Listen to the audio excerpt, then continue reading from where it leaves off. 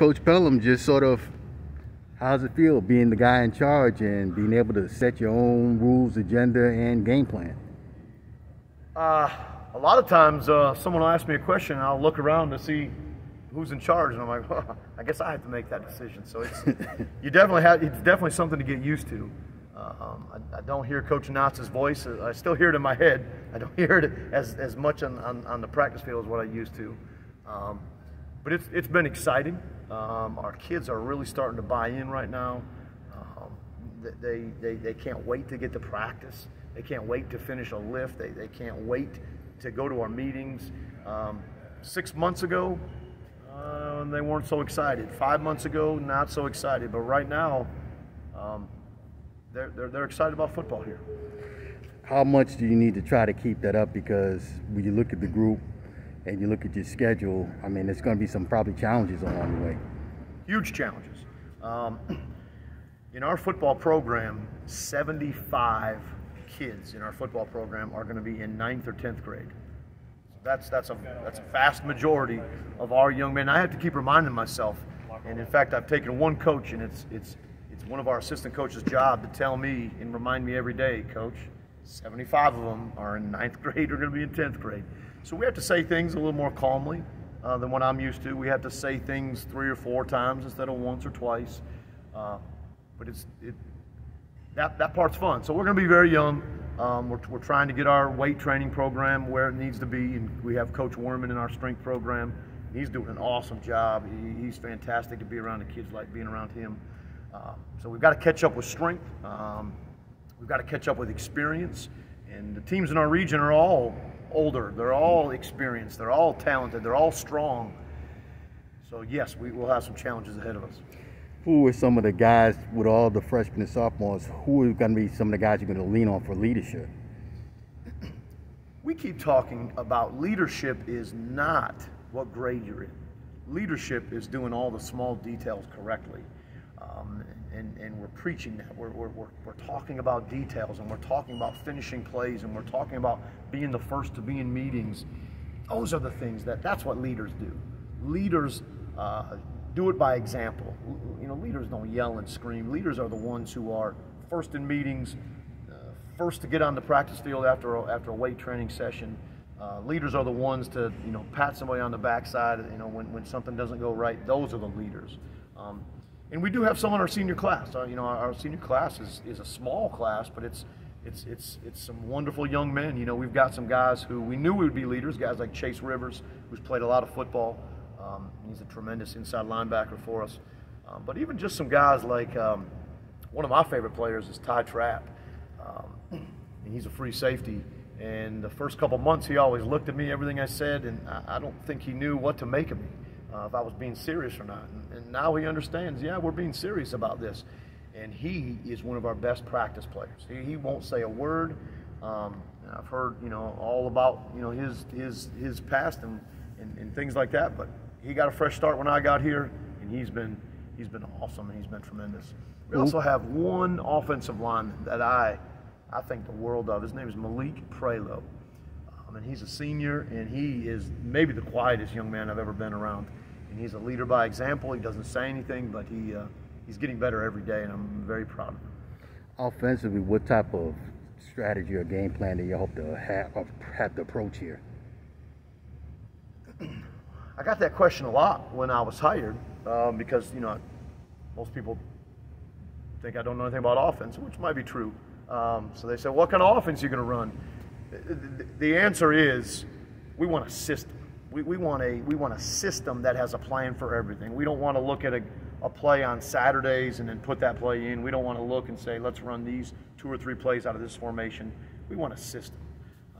So we're going to be doing a couple different things, and a lot of our plays, all of our plays, are based around reads. You know, we're not going to be able to line up and drive it down anybody's throat right now.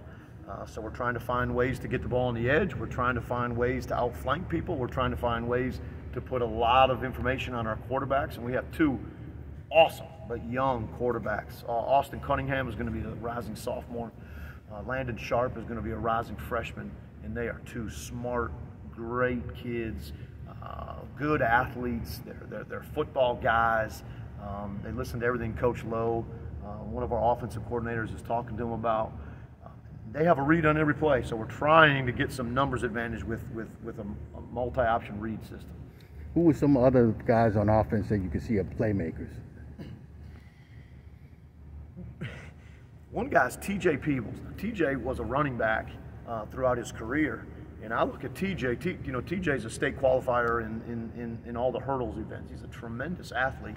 So he's playing receiver right now, and everybody told me, "You're crazy. He can't catch the ball." Well, every weight training session, he's out there in the hallways catching 50, catching 50, catching 50, catching 50. Lo and behold, he's catching the ball and he's making some plays. We have a couple of other wide receivers that are just tremendous kids and tremendous athletes. Nate Thomas, we're going to expect big things out of. Jamari Worthen's another senior who has really worked hard. He's kind of waited his turn to play as some wide receiver, and he's been doing a great job.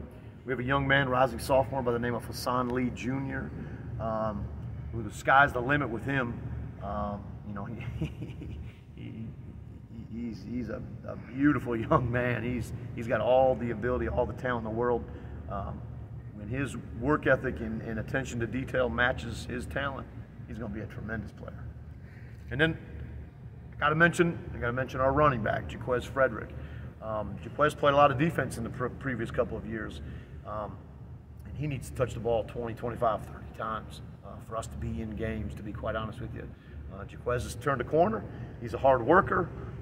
He's become a leader by example, which, truth be told, I'm a little surprised about. But he just texted me the other night, "Coach, I'm going to continue to lead and lead by example." And he's exactly right. He has been. He's a great player. He's a college football player somewhere. Coach, you hadn't lost a game in 4 years. Just how difficult is it going to be when that first loss does come? Well, I feel like I lost every practice when I was coaching at Dutch Fork, or at least that's what Coach Knott told me, that I lost every practice. At Dutch Fork, the standard was so high that you didn't. It wasn't about winning. It was about making sure you prepared not to fail. And that's a hard way to coach, and that's a hard way. It's a hard way to do things. So I'm looking forward to enjoying some success, and it's going to be a couple more years until we are able to have that same standard of everything's got to be excellent. We're trying, and we're talking about excellence, and we're trying to talk about doing things the right way. But I'm very excited to share every tiny little bit of excitement and success that these young men have this year. And in whatever capacity success is, I can't wait to celebrate with them. What's the one thing you learned being at Dutch Fork that has helped you here now? There is not just one thing. People ask me that all the time, to be quite honest with you. And Coach Knott's, I can't say enough about what a good person Coach Knott is. Now that I'm not working for Coach Knott's, I can tell everybody what a good man he is. I don't think he wants everybody to know that, but he cares about kids. He cares about coaches. He cares about doing things the right way. Now he wants to win, and he's the most competitive person I've ever been around. But he's just a good person. He's a great coach, and he demands excellence. So there's a lot of times that I'll yell across the field, "No, no, no," and I try to use his voice sometimes. "No, no, no, do it again." That was one thing I took from Coach. He says the 3 best words in coaching are "do it again." So we're doing it again a lot, to be quite honest with you, but it worked for Coach, and so we're going to try that.